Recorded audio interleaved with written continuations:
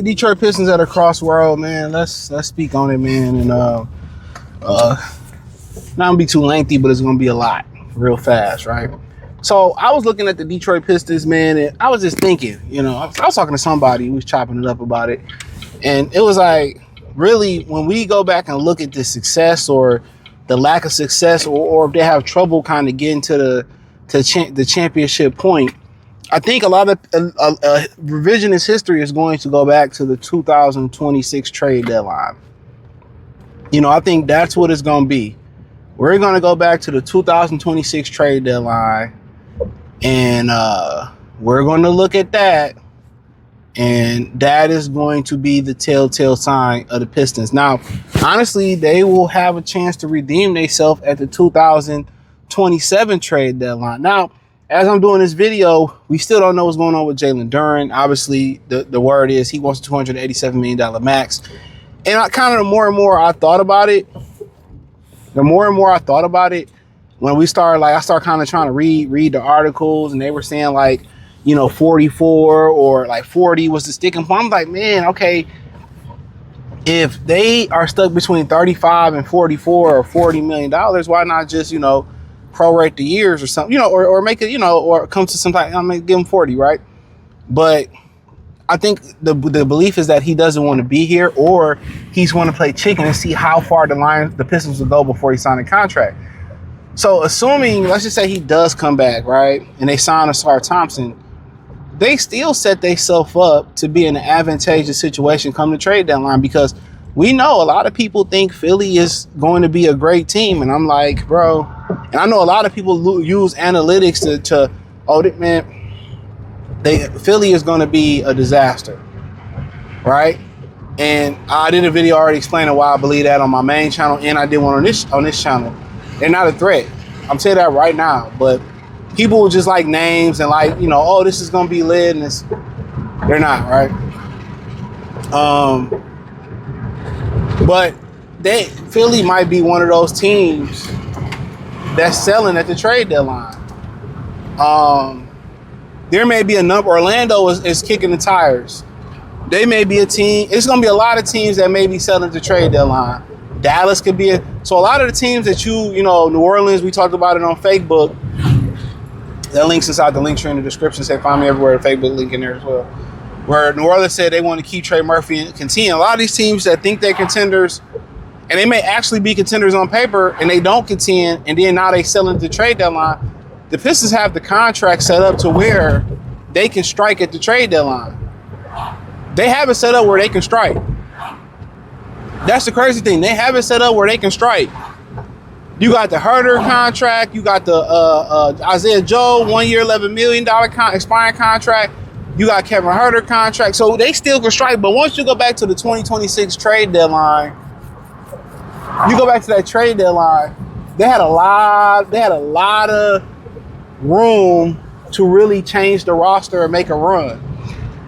And maybe they felt that we want to develop our players, or camaraderie was going to be too tough to really make the swap. I mean, to be honest with you, they could have traded for Kyrie at the trade deadline and just let him get healthy. But then I guess it'll give the illusion that they really weren't trying to win right now, and they just packing it in. Nor here nor there, they could have got CJ McCollum, and in my opinion, they probably would have been a championship team, or they at least would have made it to the finals with the way CJ McCollum played with the Atlanta Hawks. And it took him a minute to figure out, but when he figured it out, you put CJ McCollum with K last year, especially if K didn't have an injury, Duren probably swimming in $287 million right now, because they're probably coming off a finals run, and maybe he played better with a guy like McCollum there with more space, and you got to respect. So at the trade deadline, they could have made a guy run at Trey Murphy. They could have made a run at CJ McCollum. They could have made a lock and save run at Kyrie. They could have made a run at KD, and maybe they did, and they really wasn't willing to pay the price. But you had the contracts. Tobias expiring contract. Karis LeVert had a team-friendly contract. Even you could have threw Jaden Ivey in one of those deals better than the Herter deal. There was a number of different, things in it, but just like this year, they're set up the same way. They set themselves up the same way with Duncan, Isaiah Joe. If John Collins don't work, Ryan Holland, they still can make a deal and get somebody at the deadline. Or after this is done, they still can get somebody. They still can get You know, there's talks about they might get Benedict Mathurin. They're in such a great position. Still, I know people don't see it, but they didn't get better. They got better. John Collins shoots damn near 10% better from three. And when John Collins is, other than this year with the Clippers, John Collins is a 10 rebound, damn near 10 rebound guy every year. Tobias is around 5 or 6, so you damn near doubling your rebounds with John Collins.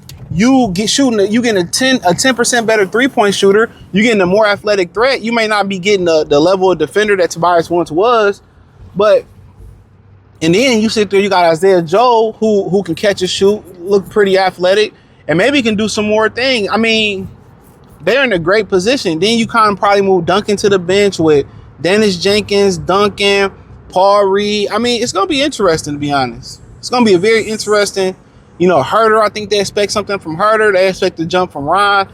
I mean, they're a better shooting team. They're a more athletic team.